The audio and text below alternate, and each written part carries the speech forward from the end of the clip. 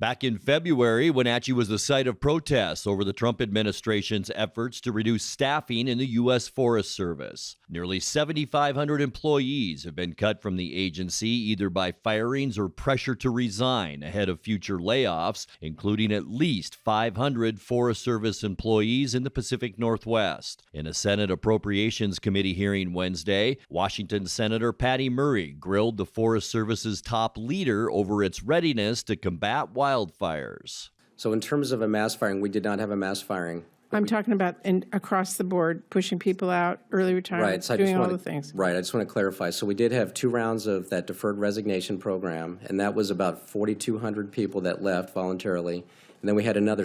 Because they didn't know what was coming. They didn't know what was coming. I don't disagree with you. And we had another 600 that took voluntary early retirement. So there was no... In terms of there were incentives for people to leave. Now, in terms of we did not know who was going to leave. Obviously, it was a voluntary process. So what we've done is when they did leave, we've been moving people to, we call that lateral movement, and we've been doing that across the agency. And we've moved probably close to 600 or 700 people to fill those critical vacancies. When it comes to the fire piece specifically, we had, I think I mentioned earlier, about 1,400 people that had fire quals that did leave. And we have reached out to those folks to secure their services this fire season to see if they want to come back on a voluntary basis to function on their team. It just seems really ridiculous that it was done this way, which was my question, actually.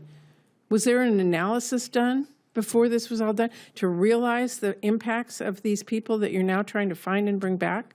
Senator, so we couldn't do the analysis because we didn't know who was going to leave because it was voluntary, right? Well, we didn't go handpick who was going to leave. I want to get on, but I just said the stakes are life and death here, and this is really raises serious alarms about this agency being ready for this critical fire season.